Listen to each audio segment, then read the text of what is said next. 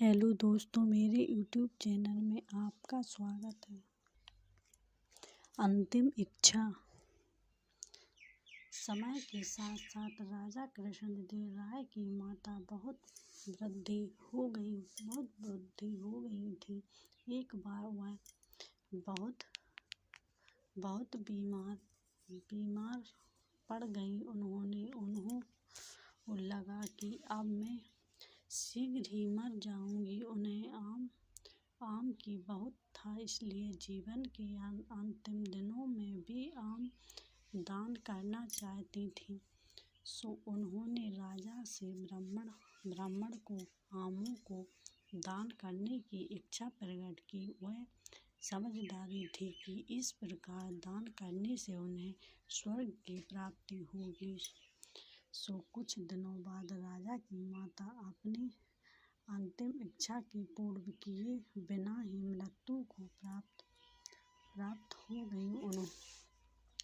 उनकी मृत्यु के बाद राजा ने सभी विद्वान ब्राह्मणों को बुलाया और अपनी मां की अंतिम आभूषण इच्छा के बारे में बताया। कुछ देर तक चुप रहने से पश्चात ब्राह्मण बोले, यह तो बहुत ही बुरा हुआ महाराज। अंतिम इच्छा के पूरा न होने की दशा में तो उन्हें मुक्ति ही नहीं मिल सकती है। वे प्रेत योनि में भटकती रहेंगी। महाराज, आपको अपनी आत्मा की शांति का उपाय करना चाहिए। अब महाराज ने उसने अपनी माता की अंतिम इच्छा की पूर्ति का उपाय पूरा। ब्राह्मण बोले, उनकी आत्मा की शांति के लिए आपको उनकी प्राण स्थिति पर सोने के आमों का दान करना पड़ेगा। अतः राजा ने मां की प्राणावस्था पर कुछ ब्राह्मणों को भोजन के लिए बुलाया और प्रत्येक को सोने से बने आम दान में दिए। जब तेनालीराम को यह पता चला तो वह तुरंत समझ गया कि ब्राह्मण लोग राजा की सरलता तथा भोलेपन का उठा रहे हैं। सो उन ब्राह्मणों को पाठ पढ़ाने की एक योजना बनाई। अगले दिन तेनालीराम ने ब्राह्मणों को निमंत्रण पत्र भेज उसमें लिखा था कि तेनालीराम भी अपनी माता की प्राण स्थिति पर दान करना चाहता है, क्योंकि वह भी अपनी एक अधूरी इच्छा लेकर मरी थी। जब से वह पता चला है कि उसकी मां की अंतिम इच्छा पूरी न होने के कारण प्रेत योनि में भटक रहती होगी, वह बहुत ही दुखी है और चाहता है कि जल्दी उसकी मां की अंतिम आत्मा को शांति मिले। ब्राह्मणों ने सोचा कि तेनालीराम के घर में से भी बहुत अधिक दान मिलेगा, क्योंकि वह सही विद्वान है। सबसे ब्राह्मणों निश्चित दिन तेनालीराम के घर पहुंच गए। ब्राह्मणों को स्वादिष्ट भोजन पकवान परोस गया। भोजन करने के पश्चात सभी दान मिलने की प्रतीक्षा करने लगे। सभी उन्हों को देख के तेनालीराम लोहे के संकलों को आग में गर्म कर रहा है। पूछने पर तेनालीराम बोला, मेरी मां भवभूति से दर्द से परेशान थी। मृत्यु के समय उन्हें बहुत तेज दर्द हो रहा था। इससे पहले कि मैं गर्म संकलों से उनकी सिकाई करता, वह मर चुकी थी। अब उनकी आत्मा की शांति के लिए मुझे आपके साथ वैसा ही करना पड़ेगा जैसे कि उनकी आत्मा इच्छा थी। यह सुनकर ब्राह्मण बौखल गए। वे वहां से तुरंत चले जाना चाहते थे। वे गुस्से से तेनालीराम से बोले कि हमें गर्म संकलों से दागने पर तुम्हारी माँ की आत्मा को शांति मिलेगी। नहीं महाराज, मैं झूठ नहीं बोल रहा। यदि सोने के आम दान में देने से महाराज की माँ की आत्मा को स्वर्ग में शांति मिल सकती है, तो मैं अपनी माँ की अंतिम इच्छा क्यों नहीं पूरी कर सकता हूँ। यह सुनते ही सभी ब्राह्मण समझ गए कि तेनालीराम क्या कहना चाहता है। वह बोले, तेनालीराम, हमें क्षमा करो, हम वे सोने के आम तुम्हारे दे देंगे, बस तुम्हें हम जानने दो। तेनालीराम ने सोने के आम देकर ब्राह्मणों को जाने दिया, परंतु एक लालची ब्राह्मण ने सारी बात राजा को जाकर बता दी। यह सुनकर राजा क्रोध हो गया और उन्होंने तेनालीराम को बुलाया। वे बोले, तेनालीराम, यदि तुम सोने के आम चाहिए तो मुझे मांग लेते। तुम इतने लालची कैसे हो गए कि तुमने ब्राह्मणों से सोने के आम ले लिए?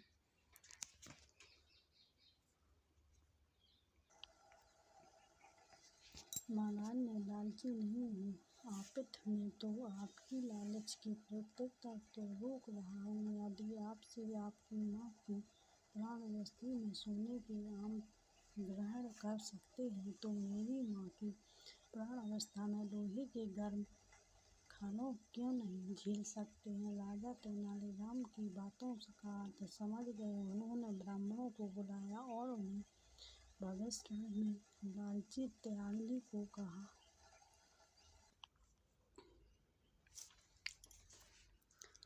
अपमान का बदला। तेनालीराम ने सुना था कि राजा कृष्णदेव राय बुद्धिमान थे, गुणवान का बड़ा आदर करते थे। अपने सोचा क्या है ना, क्योंकि यह जवाब भाग आजीवन जाए, लेकिन बिना किसी शिकवे के राजा के पास जान खींची थी। वह किसी ऐसी अवस्था की तरह से रहने लगा जब उसकी भेंट किसी महत्वपूर्ण व्यक्ति से हो सकती है। इसलिए इस बीच तेनालीराम का विवाह दूर के नाते की एक लड़की मंगा से हो गया। एक वर्ष बाद उसके घर बेटा हुआ। इन्हीं दिनों राजा कृष्णदेव राय का राजगुरु मंगलयज्ञ नामक स्थान गया। वह जाकर रामलिंग से उसकी बड़ी सेवा की और अपनी समस्या कह सुनाई। राजगुरु बहुत चालाक था। उसने रामलिंग से खूब सेवा करवाई और लंबे चौड़े वायदे करता हो रहा अर्थ तेनालीराम ने उसकी बातों पर विश्वास कर लिया और राजगुरु को प्रसन्न करने के लिए दिन रात एक कर दिया। राजगुरु ऊपर से तो चिकनी चुपड़ी बातें करता रहा, लेकिन मन ही मन तेनालीराम से जलाने लगा। उसने सोचा कि इतना बुद्धिमान और विद्वान व्यक्ति राजा के दरबार में आ गया तो उसकी अपनी कीमत गिर जाएगी। और जाते समय उसने वादा किया, जब भी मुझे लगा कि अवसर उचित है, मैं राजा से तुम्हारा परिचय करवाने के लिए बुला लूँगा। तेनालीराम राजगुरु से बुलावे की उत्सुकता से प्रतीक्षा करने लगा, लेकिन बुलाया न आना और भी आया। लोग उसके हंसकर पूछे, क्या भाई राम लिंग जाने के लिए सामान बांध लिया? न कोई कहता, मैंने सुना है कि तुम्हें विजयनगर जाने के लिए राजा ने विशेष दूत भेजा है। तेनालीराम ने उत्तर दिया, देता समय आने पर सब कुछ होगा, लेकिन मन ही मन उसका विश्वास राजगुरु से उठ गया। तेनालीराम ने बहुत दिन तक इस आशा में प्रतीक्षा की कि राजगुरु के विजयनगर बुलावा लेगा, अतः मैं निराश होकर उसे फैसला किया कि वह स्वतः ही विजयनगर जाएगा। उसने अपना घर और घर का सारा सामान बेचकर यात्रा का खर्च जुटाया और माँ, पत्नी तथा बच्चे को लेकर विजयनगर के लिए रवाना हो गया। यात्रा में जहाँ कोई रुकावट आती, तेनालीराम रायगुरु का नाम ले लेता। कहाँ मैं अपना शिष्य हूँ, उसने माँ से कहा। देखा जाए रायगुरु का नाम लिया मुश्किल हाल हो गई। व्यक्ति स्वस्थ चाहते जैसा भी हो सकता ना ऊंचा हो तो सारी बाधाएं अपने आप दूर होने लगती हैं। मुझे भी अपना नाम बदलना ही पड़ेगा। राजा कृष्णदेव राय की पृथ्वी सामान जातने के लिए मुझे भी अपने नाम में उनके नाम का कृष्ण शब्द जोड़ लेना चाहिए। आज से मेरा नाम रामलिंग जगह राम कृष्ण हुआ। बेटा, मेरे लिए तो दोनों नाम बराबर हैं। मैं तो आप भी मुझे राम पुकारती हो, आगे भी यह पुकारोगी। माँ बोली। उड़वी नामक स्थान पर तेनालीराम की भेंट वहाँ से राजप्रमुख से हुई, जो विजयनगर के प्रधानमंत्री का सावधान था। उसने बताया कि महाराज बहुत गुणवान, विद्वान और उदास है, लेकिन उनकी कभी कभी भी जब क्रोध आता है तो देखते हो कि देखते सिर धड़ से अलग कर दिया जाता है। जब तक मनुष्य खतरा मोल न ले वह सफल नहीं हो सकता है। अपना सिर बचा सकता हूँ। तेनालीराम के स्वभाव से आत्मविश्वास था। राजा प्रमुख ने उसे यह भी बताया कि प्रधानमंत्री भी गुणों व्यक्ति का आदर करते हैं, पर ऐसे लोगों के लिए उनके यहाँ स्थान नहीं है जो अपनी सहायता आप नहीं कर सकते हैं। 4 महीने की लंबी यात्रा के बाद तेनालीराम अपने परिवार के साथ विजयनगर पहुंचा। वहां से चकचकाता देखता तो वह दंग ही रह गया। चौड़ी चौड़ी सड़कों, भीड़ भीड़, हाथी घोड़े, साजी हुई दुकानों और शानदार ईमानदारों, यह सब उनके लिए नई चीज थी। उनमें कुछ नहीं। ठहरने के लिए वहाँ एक परिवार की प्रार्थना की। वहाँ अपनी माँ, पत्नी और बच्चे को छोड़कर वहाँ राजगुरु के यहाँ पहुँचा। वहाँ तो भीड़ का ठिकाना ही नहीं था। राजमहल के बड़े से बड़े कर्मचारी से लेकर रसोइयों तक वहाँ जमा थे। नौकर चाकर भी कुछ काम न कर। तेनालीराम ने एक नौकर को संदेश देकर भेजा कि सबसे कहो तेनाली गांव से राम आया है। नौकर ने वापस आकर कहा, रायगुरु ने कहा कि वह इस नाम के किसी व्यक्ति को नहीं जानते। तेनालीराम बहुत हैरान हुआ। वह नौकरी को पीछे हटता हुआ सीधे रायगुरु के पास पहुंचा। रायगुरु, आपने मुझे पहचाना नहीं है। रामलिंग हूँ, जिसमें मंगलगिरी से आपकी सेवा ही थी। रायगुरु भला उसे कब पहचानना चाहता था कि उसकी नौकरी से चिल्लाकर कहा, मैं नहीं जानता यह कौन आदमी है, इसे धक्के देकर बाहर निकाल दो। नौकरों को तेनालीराम ने धक्के देकर बाहर निकाल दिया। चारों ओर खड़े लोगों यह दृश्य देखकर ठर्रों लग रहे थे। उसका कभी ऐसा अपमान नहीं हुआ था।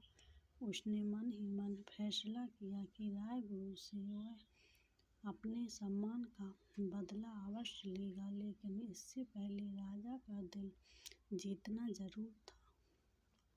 दूसरे दिन वहाँ राज दरबार में जा पहुँचा। उसने देखा कि वह जोरों का वाद विवाद हो रहा था। संसार से क्या, जीवन क्या है, ऐसी बड़ी बड़ी बातों पर परार से रहते थे। एक पंडित ने अपने विचार प्रकट करते हुए कहा, यह संसार एक धोखा है। हम जो देखते सुनते हैं, महसूस करते हैं, चाहते हैं, घूमते हैं, लेकिन हमारे विचार में भी असल में यह सब कुछ नहीं होता है, लेकिन हम सोचते हैं कि होता है। क्या सचमुच ऐसा ही नहीं? तेनालीराम ने कहा, यह बात हमारी शक्ति में भी कही गई है। पंडित जी ने छोड़ो ठीक दिखाते हुए हैरान होकर पूछा, और सब लोग चुप बैठे। शक्ति ने जो कहा वह झूठ कैसे हो सकता है? लेकिन तेनालीराम शक्ति से अधिक अपनी बुद्धि का विश्वास करता है। उसने वहाँ बैठे सभी लोगों से कहा, यदि ऐसी बात है तो हम क्यों न पंडित जी के इस विचार की सच्चाई जांच लें। हमारे उदास महाराज की ओर से आज दावत की जा सकती है, उसे हम जो भयकर खाएं। पंडित जी के विधान से कि वह बैठने रहे और सोचो कि वह भी खा रहे हैं। तेनालीराम की बात पर जोर का ठकार लगा। पंडित जी को सूरत देखते हुए बनते थे कि महाराज तेनालीराम पर इतने प्रसन्न हुए कि उसे स्वर्ण मुद्राएं की एक थाली भेंट की और उसे समय तेनालीराम को विदुष बना दिया। सब लोगों को तालियां बजाया महाराज की इस घोषणा का स्वागत किया। उसने रायगुरु भी अपराधी एक दिन राजा कृष्णदेव राय से उनके दरबार में बैठे थे। तेनालीराम भी वहीं थे। अचानक एक चारवार आया और बोला, महाराज मेरी सहायता कीजिए, मेरे साथ न्याय कीजिए। बातों सुनते साथ क्या हुआ है? राजा ने पूछा। महाराज मेरे पड़ोसी से एक कंजूस आदमी रहता है। उसका घर बहुत पुराना हो गया, परंतु वह उसकी समस्या नहीं करवाता, उसकी मरम्मत नहीं करवाता। कल उसके घर की एक दीवार गिर गई और मेरी बकरी उसके नीचे दबकर मर गई। कृपया मेरे पड़ोसी से मेरी बकरी का धन दिलवाने को मेरी सहायता कीजिए। महाराज के कुछ कहने के पहले ही तेनालीराम अपने स्थान से उठा और बोला, महाराज मेरे विचार से दीवार टूटने के लिए केवल इसके पड़ोसी का दोषी नहीं ठहराया जा सकता है। तो फिर तुम्हारे विचार में दोषी कौन है? राजा ने पूछा। महाराज यदि आप मुझे अभी थोड़ा समय दें तो इस बात की गहराई तक जाकर असली अपराधी को आपके सामने प्रस्तुत कर दूंगा, तेनालीराम ने कहा। राजा ने तेनालीराम से अनुरोध को मान कर उसे समय प्रदान कर दिया। तेनालीराम ने चारवाए से पड़ोसी को बुलाया और उसे मरी बकरी का जना देने के लिए कहा। पड़ोसी बोला, महाराज इसके लिए मैं दोषी नहीं हूँ। यह दीवार तो मैंने मिस्त्री से बनवाई थी, अतः असली अपराधी तो वह मिस्त्री है जिसने वहाँ दीवार बनाई। उसने इस मजबूत नहीं की बनाई, अतः वह गिर गई। तेनालीराम ने मिस्त्री को बुलाया। मिस्त्री ने भी अपने को दोषी मानने से इनकार कर दिया और बोला, अत्रदाता मुझे व्यस्त ही दोषी करवा दिया जा सकता है, जबकि मेरा इसमें कोई दोष नहीं है।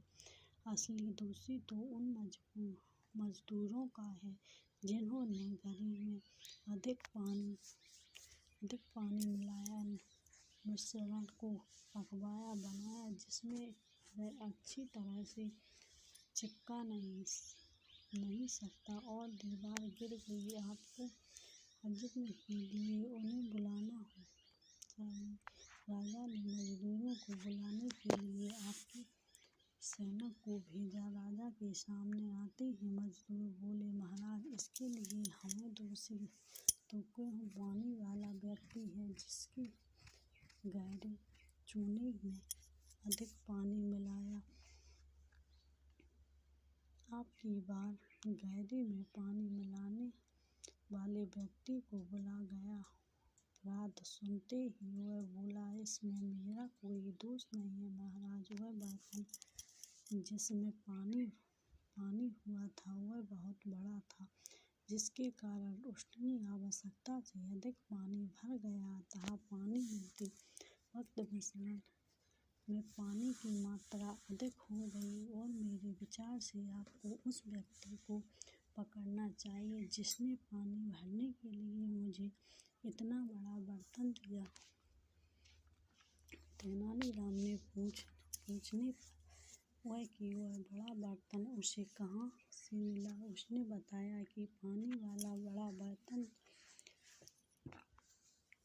उसे हर भाई ने दिया था जिसमें आवश्यकता अधिक पानी भर गया था। तब तेनालीराम ने चरवाहे से कहा, देखो यह सब तुम्हारा ही दोष है। तुम्हारी एक गलती की तुम्हारी बकरी की जान ले ली। चरवाहा लज्जित होकर दरबार से चला गया, परंतु अभी सभी तेनालीराम से बुद्धिमंत न्याय की भली प्रशंसा करने लगे। उधार का बोझ। एक बार किसी विपरीत समस्या में फंसकर तेनालीराम ने राजा कृष्ण देव राय से कुछ रुपया उधार लिया था। उस समय बीतता गया और पैसों वापस करने का समय भी निकट आ गया, परंतु तेनालीराम के पास पैसे वापस लौटाने का कोई प्रबंध नहीं हो पाया था और सो उनके आधा चुकाने से बचने के लिए एक योजना बनाई। एक दिन राजा को तेनालीराम की पत्नी की ओर से एक पत्र मिला। उस पत्र में लिखा था कि तेनालीराम बहुत बीमार है।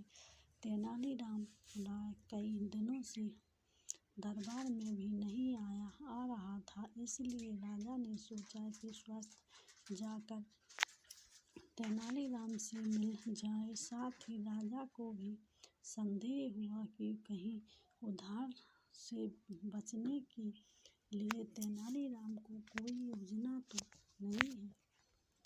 राजा तेनालीराम के घर पहुंचे। वहां तेनालीराम कम्बल ओढ़कर पलंग पर लेटा हुआ था। उसकी ऐसी अवस्था देखकर राजा ने उसकी पत्नी से कारण पूछा। वह बोला, महाराज इतने दिल पर आपके लिए हुए उधार का बोझ है।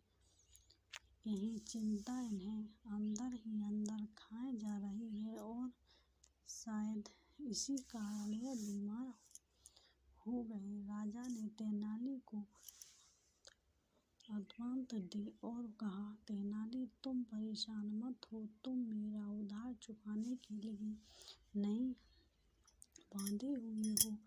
चिंता छोड़ो और सीधे स्वस्थ हो जाओ। यह सुन तेनालीराम पलंग से कूद पड़ा और हंसते हुए बोला, महाराज धन्यवाद। यह क्या है तेनाली, इसका मतलब तुम बीमार नहीं हो। मुझसे झूठ बोलने का तुम्हारा साहस कैसे हुआ। राजा ने क्रोध से कहा, नहीं महाराज, मैंने आपको झूठ नहीं बोला। मैं उधार के बोझ से बीमार था। आपके जैसे ही मुझे उधार में मुक्त किया, तभी से मेरी सारी चिंता खत्म हो गई और मेरे ऊपर से आधा उधार का बोझ हट गया। इस बोझ से हटाते ही मेरी बीमारी भी जाती रही और मैं अपने को स्वस्थ महसूस करने लगा। अब आपके आदेश अनुसार मैं स्वतंत्र, स्वस्थ व प्रस्তুत हूँ। हमेशा की तरह राजा के पास कहने के लिए कुछ न था। वह तेनाली की योजना पर गुस्सा मुस्कुरा पड़ी।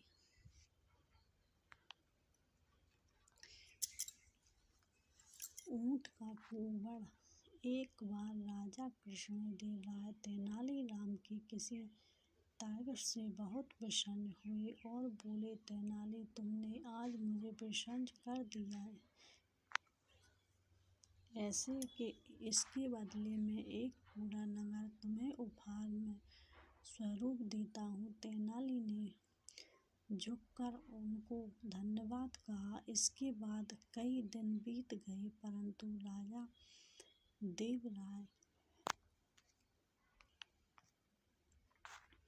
देवराय ने अपना वचन पूरा नहीं किया। वे तेनाली को एक नगर उपहार में देने का अपना वचन भूल गए और राजा से इस प्रकार वचन भूल जाने से तेनाली बड़ा परेशान था। उसे समझ नहीं आ रहा था कि क्या करे, परंतु फिर भी राजा को उनका बचपन याद दिलवाना तेनाली को अच्छा नहीं लग रहा था, इसलिए वह एक उचित मौके की तलाश में था। एक दिन एक अरबी व्यक्ति विजयनगर आया। उसके पास एक ऊंट था। लोगों की भारी भीड़ ऊंट को देखने के लिए इकट्ठी हो गई, क्योंकि उनके लिए वहाँ एक अजूब सा। उन्होंने ऊंट के बारे में सुना था, पर कभी ऊंट देखा नहीं था। राजा एवं तेनाली ने ऊंट नामक इस अजीबोगरीब जानवर को देखने आए। दोनों एक साथ खड़े हुए ऊँटों को देख रहे थे। राजा बोले, तेनाली, निस्संदेह ऊँट एक विचित्र जानवर है। इसकी लंबी गर्दन तथा कमर पर दो कुंवड़ हैं और मैं हैरान हूँ कि भगवान ने कैसा विचित्र तथा बदसूरत प्राणी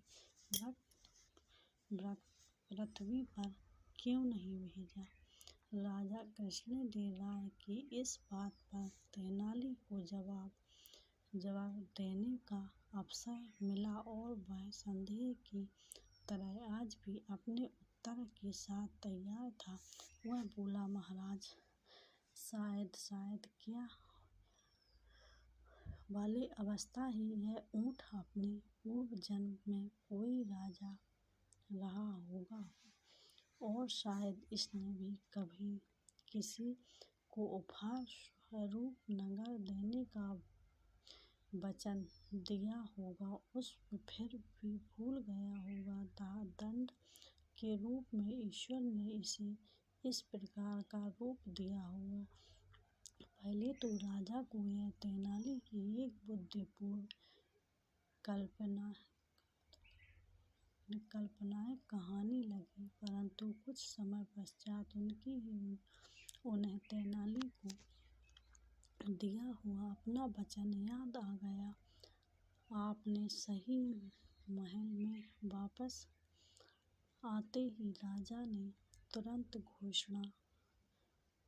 घोषणाध्यक्ष को बुलाया और उसे निर्देश दिया कि वह लिखित रूप में प्रबंध करे, जिसके अनुसार राजा ने तेनालीराम को पूरा एक नगर उपहार स्वरूप प्रदान किया है। पूरा एक नगर उपहार स्वरूप ग्रहण करने के पश्चात तेनाली ने राजा को धन्यवाद किया और इस प्रकार एक बार फिर तेनाली ने अपनी बुद्धिमानी से काम लेकर राजा को उसका भूला वचन याद दिलाया।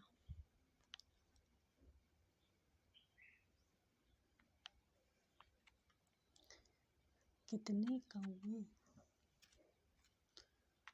महाराज कृष्णदेव राय तेनालीराम का माखूल उड़ाने के लिए उल्टे-पुल्टे सवाल करते थे। तेनालीराम हर बार ऐसा उत्तर देते कि राजा के बोलते बंद हो जाते।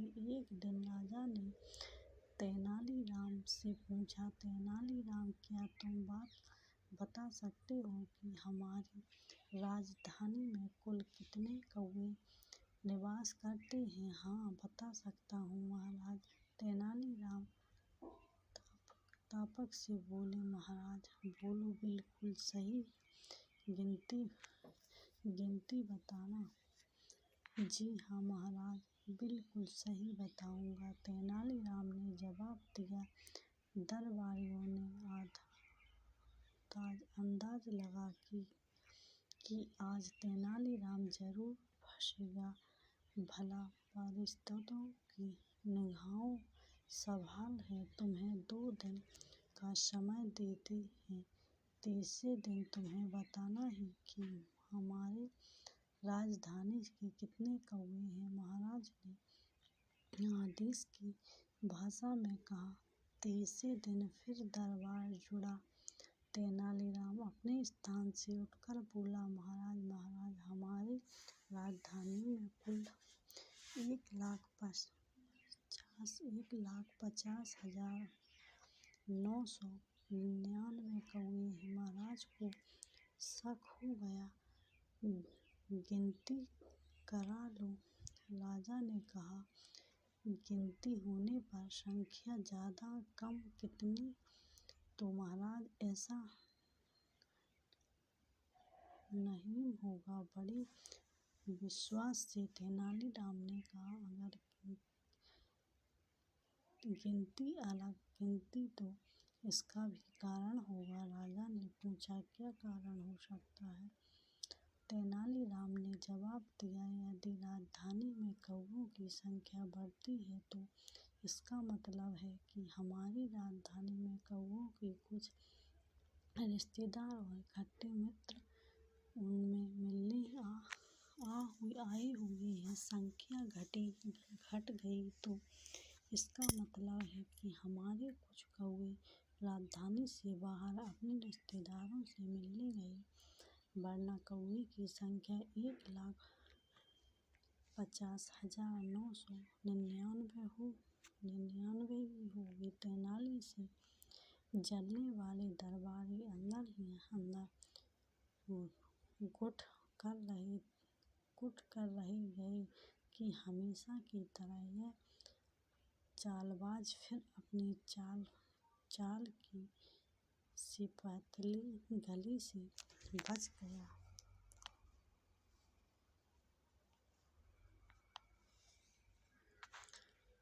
कीमती उपहार।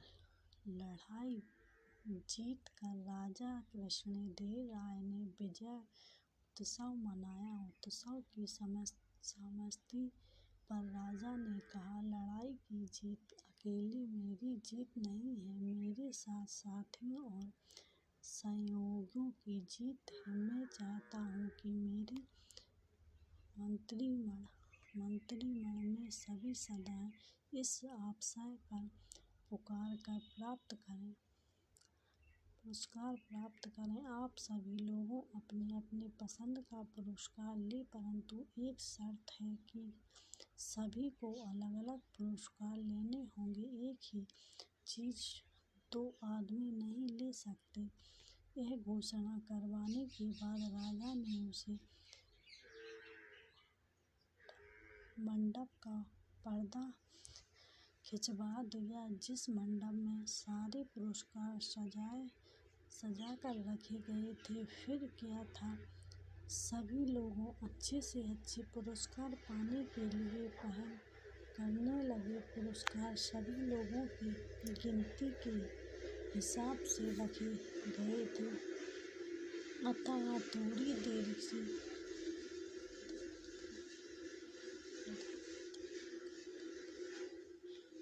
ही देर से धक्का मुक्की और छीना झपटी के बाद सबको एक एक पुरस्कार मिल गया। सभी पुरस्कार कीमती थे।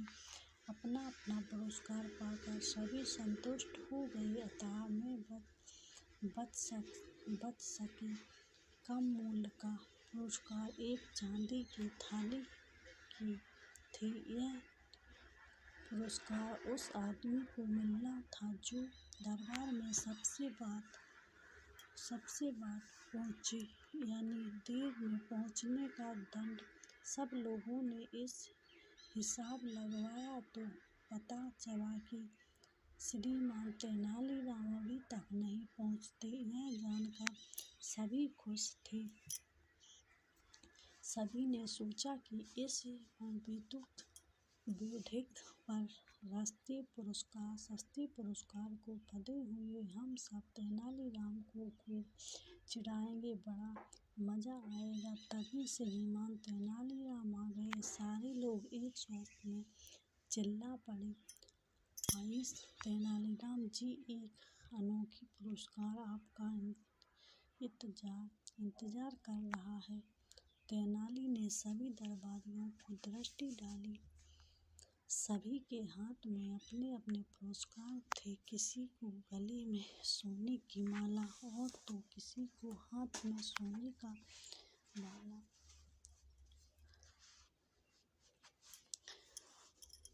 भाला, किसी के सिर पर सुनहरी काम की रेशम की पगड़ी और तो किसी के हाथ में हीरों की अंगूठी। तेनालीराम उन सब चीजों को देखकर सारी बात समझ गया। उसने चुपचाप चांदी की थाली उठा ली। उसने चांदी की थाली को मस्तक से लगाया और उस पर दुपट्टा ढक लिया, ऐसे कि जैसे थाली में कुछ रखा हुआ है। राजा कृष्णदेव राय ने थाली को दुपट्टे से ढकते हुए तेनालीराम को देख लिया। वे बोले, तेनालीराम, थाली को दुपट्टे से इस तरह क्यों ढक रहे हो? क्या करूं महाराज, अब तक तो मुझे आपके दरबार में हमेशा अवस्थियों में भरी थाल मिलती रही है। यह पहला मौका है कि मुझे चांदी की थाली मिली है। मैं इस थाल को इसलिए दुपट्टे से ढक रहा हूँ ताकि आपकी बात कायम रहे।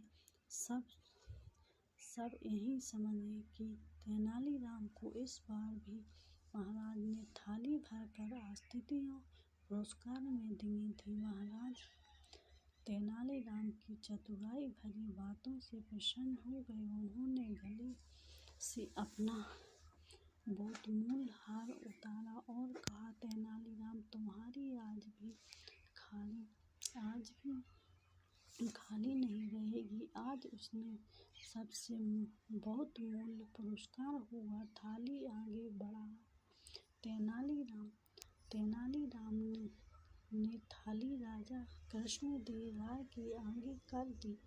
राजा ने उसमें अपना बहुत मूल्य हार डाल दिया। सभी लोग तेनालीराम की बुद्धि का लोहा मान गए।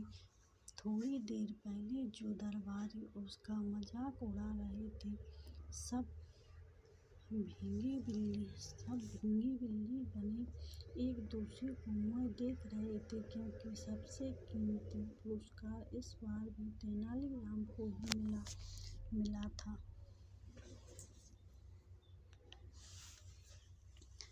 ये का विवाद। एक बार राजा कृष्णदेव राय को तेनालीराम के बीच किसी बात को लेकर विवाद हो गया। तेनालीराम लौटकर चले गए। 8-10 दिन बीते तो राजा का मन उदास हो गया। राजा ने तुरंत सेवकों को तेनालीराम को खोजने भेजा। आसपास का पूरा क्षेत्र छान लिया तो तेनालीराम का कहीं अता पता नहीं चला। अचानक राजा को एक तरकीब सूझी। उसके सभी गांव में मुनादिरी करवा राजा अपने राज्य के कुएं का विवाद रच रहे थे। इसलिए गांव के सभी मुखिया अपने अपने गांव के कुएं को लेकर राजधानी पहुंचे और आदमी इस आज्ञा का पालन नहीं करोगे उसे जुर्माना भी 1000 स्वर्ण मुद्राएं देने होंगी। मुनादिरी सुनकर सभी परेशान हो गए। भला कुएं की कहीं ले जाएं जा सकते हैं। जिस गांव में तेनालीराम भेष बदल कर रहता था, वह यह मुनादी सुनाई दी। गांव का मुखिया परेशान था। तेनालीराम समझ गया कि उसे खोजने के लिए ही महाराज ने यह चाल चली है। तेनालीराम ने मुखिया को बुलाकर कहा, मुखिया जी, आप चिंता न करो, आपने मुझे गांव में आश्रय दिया है, इसलिए आपके उपहार का बदला मैं चुकाऊंगा। मैं एक तरकीब बताया हूँ। आप आसपास के मुखियाओं को इकट्ठा करके राजधानी की ओर प्रस्थान करें। सलाह के अनुसार सभी राजधानियों ओर चल दिए। तेनालीराम भी उनके साथ राजधानी के बाहर पहुंचकर वे एक जगह पर रुक गए। एक आदमी को मुखिया का आदेश देकर राजा दरबार में भेजा। वह आदमी दरबार में पहुंच और तेनालीराम की राय के अनुसार बोला, महाराज, हमारे गांव में हुए विवाद के सम्मेलन होने के लिए राजधानी के बाहर डेरा डाले हैं। आप हमें मेहरबानी करके राज कीजिए, कुएं को अपनी अगवानी से के लिए भेजें, ताकि हमारे गांव के कुएं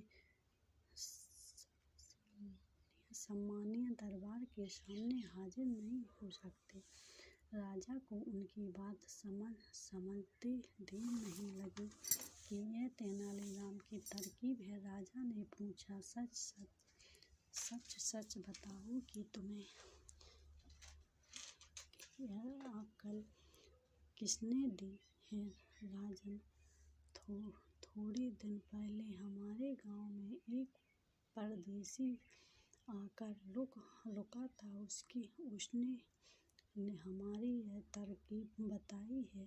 आतुरता से जवाब दिया। सारी बात सुनकर राजा रथ पर बैठकर राजधानी से बाहर आ गए और सावधान तेनालीराम को दरबार में वापस लाए। गांव वालों को भी पुरस्कार देकर विदा किया है। कुत्ते की दुम सीधी। एक दिन राजा कृष्णदेव राय के दरबार में इस बात पर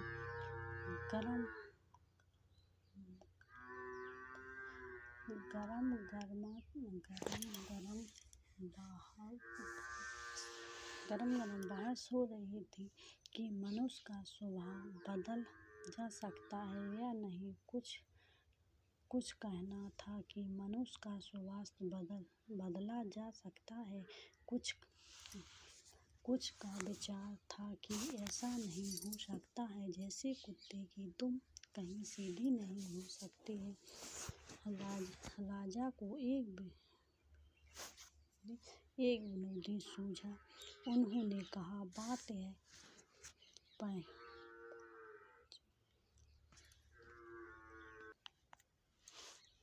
कि अगर कुत्ते की दुम सीधी की जा सकती है तो मनुष्य का स्वभाव भी बदल जा सकता है, नहीं तो नहीं बदला जा सकता है। राजा ने फिर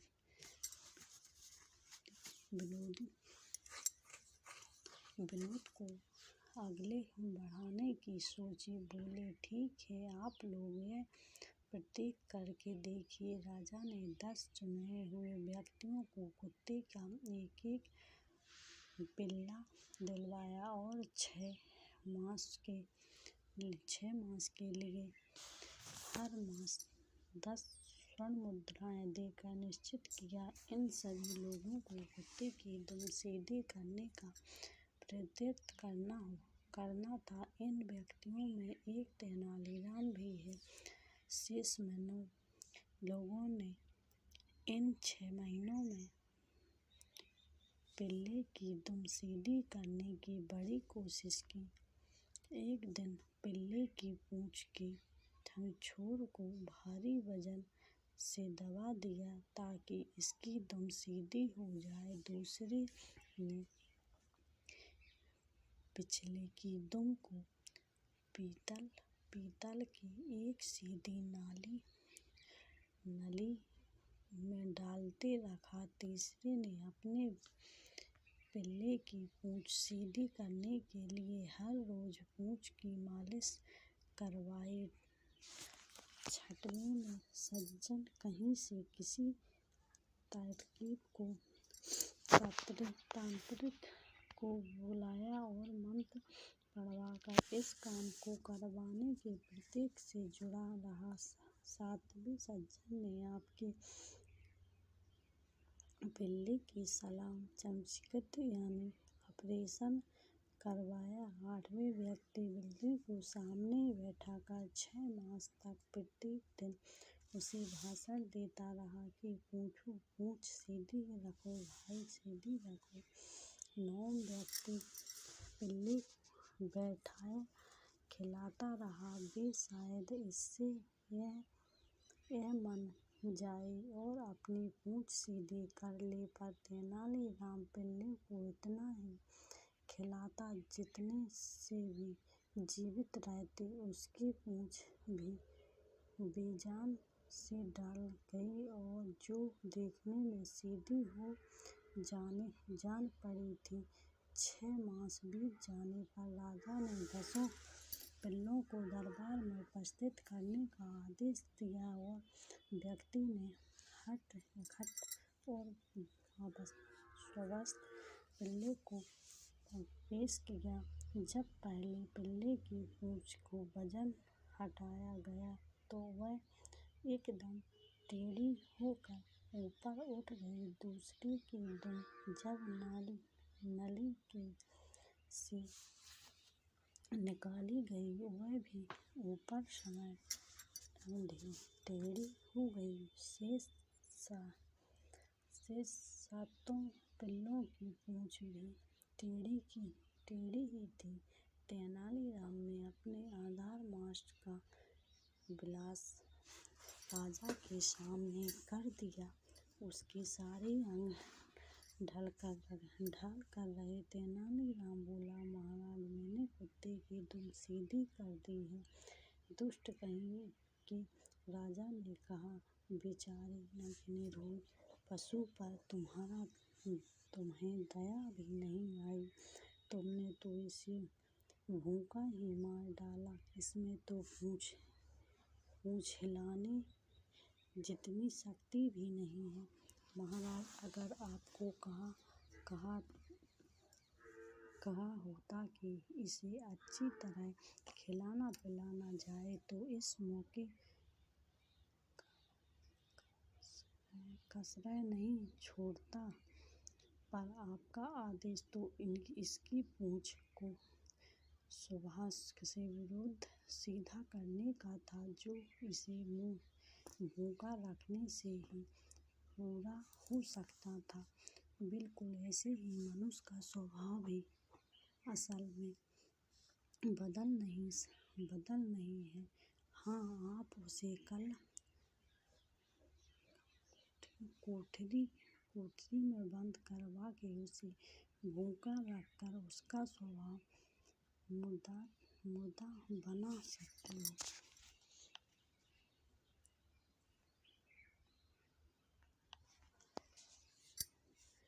कौन बड़ा है? एक बार राजा कृष्णदेव महल में अपनी रानी के पास विराजमान थे। तेनालीराम की बातें चलती तो बोलो, सचमुच हमारे दरबार में उसे जैसा चतुर कोई और नहीं है, इसलिए अभी तक तो कोई उसे हरा नहीं पाया है।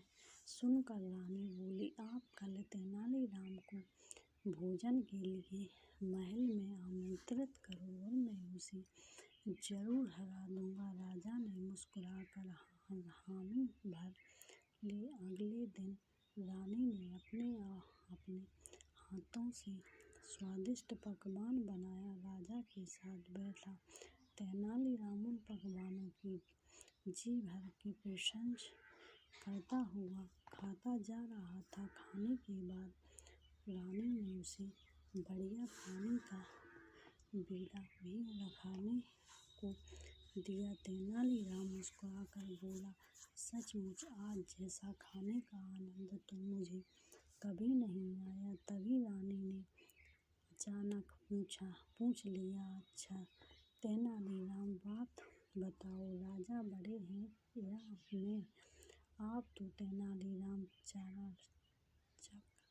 चकराए राजा रानी दोनों ही अतिशयोक्ति से देख रहे थे कि वह भला तेनालीराम क्या जवाब देता है। अचानक तेनालीराम को जाने क्या सूझा। उसने दोनों हाथ जोड़कर पहले धरती को प्रणाम किया, फिर एक दैत्य जमीन पर गिर पड़ा। रानी घबराकर बोली, अरे अरे यह क्या?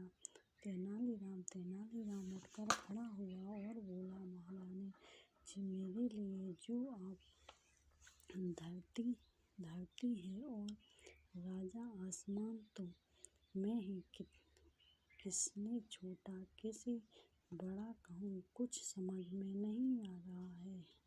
वैसा आज महारानी के हाथों का बना भोजन इतना स्वादिष्ट था कि उन्हें बड़ा करना होगा, इसलिए मैं धरती को ही दंडवत प्रणाम कर रहा था। सुनकर राजा और रानी दोनों की हंसी छूट गई। रानी बोली, सचमुच तुम चतुर हो तेनालीराम, मुझे जितना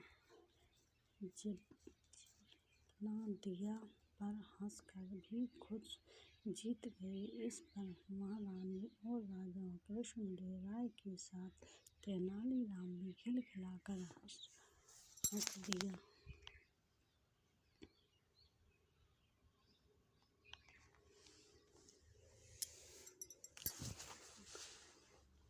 खूंखार घोड़ा विजयनगर के पड़ोसी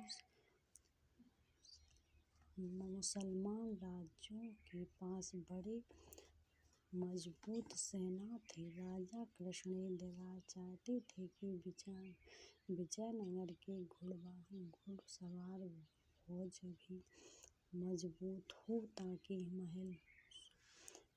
महल सोने पर दुश्मनों का सामना कुशलता से किया जा सके। उन्होंने बहुत सी अश्वीर घोड़े खरीदने का विचार किया। मंत्री ने सलाह दी कि घोड़े को पहले का एक सामान्य तरीका यह है कि शांति के समय ये घोड़े नगरियों को रखने के लिए लिए जाएं और जब युद्ध हो तो उन्हें इकट्ठा कर दिया जाए। राजा को यह सलाह पसंद आ गई। उन्होंने 1000 बढ़िया अश्वीर घोड़े खरीदे और नागरिकों को बांट दिए। हर घोड़े के साथ घास चखने और दरबारियों के लिए खर्च आदि दिया। जानबूझ तक हुआ वह फैसला किया गया कि हर 3 महीने के बाद घोड़ा की जांच की जाएगी। तेनालीराम ने एक घोड़ा मंगाया तो उसको भी एक घोड़ा मिल गया। तेनालीराम घोड़े को मिलने वाला सारा खर्च हजम कर जाता। घोड़े को उसने एक छोटी सी आधी सी कोठरी में बंद कर दिया, जिसकी एक दीवार में जमीन से 4 फुट की ऊंचाई पर एक छेद था। उसमें से मुट्ठी भर चारा तेनालीराम अपने हाथ से ही घोड़े को खिला देता था। भूखा घोड़ा उसके साथ में मार कर पागल सा भर में चारा चट कर जाता था। 3 महीने बीतने पर सभी से कहा गया कि वे अपने घोड़ों की जांच करवाएं। तेनालीराम के अतिरिक्त सभी ने अपने घोड़ा की जांच करवा ली। राजा ने तेनालीराम से पूछा, तुम्हारा घोड़ा कहाँ है? महाराज, मेरा घोड़ा इतना खूंखार हो गया कि कि मैं उसे नहीं ला सकता हूँ। आप घोड़े के प्रबंध को मेरे साथ भेज दीजिए, वह इस घोड़े को ला सकते हैं। तेनालीराम ने कहा। घोड़े का प्रबंध, जिसकी दाढ़ी भूसी के रंग की थी, तेनालीराम के साथ चल पड़ा। कोठरी के पास पहुंचकर तेनालीराम बोला, प्रबंध, आप स्वयं देख लीजिए कि यह घोड़ा कितना खूंखार है, इसलिए मैंने इस कोठरी में बंद कर दिया। कायर कहीं, मैं तुम क्या जानो घोड़े कैसे काबू में किए जाते हैं, यह तो हम सैनिकों का काम है, कहकर प्रबंध ने दीवार से छेद में से झांकने की कोशिश की तो सबसे पहले उसकी दाढ़ी छेद में पहुंची। इधर भूखे घोड़े ने समझ के उसका चारा आ गया और उसने झपट कर दाढ़ी मुंह में ले ली। प्रबंधक का बुरा हाल था। वह दाढ़ी बाहर खींच रहा था, लेकिन घोड़ा भी छोड़ता ही नहीं था। प्रबंध दर्द के मारे जोर जोर से चिल्लाया। बात राजा तक जा पहुंची। वह अपने कर्मचारियों के साथ दौड़े दौड़े वहां पहुंचे। तब तक कर्मचारी ने पीछे से प्रबंधक की दाढ़ी कटवाकर जान छुड़ाई। जब सबसे कोठरी के जाकर घोड़े को देखा तो उसने उनके आश्चर्य का ठिकाना न रहा। वह तो हड्डियों का केवल ढांचा रह गया था। क्रोध से उबलते हुए राजा ने पूछा, तुम इतने दिन तक इस बेचारे पशु को भूखा मारते रहे। महाराज, भूखा रहकर इसका यह हाल है कि इसने प्रबंध की कीमती दाढ़ी नोच ली। उन्होंने इस घोड़े की चंगुल से छुड़ाने के लिए स्वयं महाराज को यह आना पड़ा। अगर बाकी घोड़े की तरह इसे भी जी भरकर खाने को मिलता तो न जाने यह क्या कर डालता। राजा हंस पड़े और उन्होंने हमेशा की तरह तेनालीराम का यह अपराध भी क्षमा कर दिया। जनता की अदालत। एक दिन राजा कृष्ण दरबार शिकार के लिए गए। वहां जंगल में भटक गए। दरबारियों से पीछा छूट गया। शाम होने को थी। उन्होंने घोड़ा एक पेड़ से बांधा। रात पास के एक गांव में बिताने का निश्चय किया।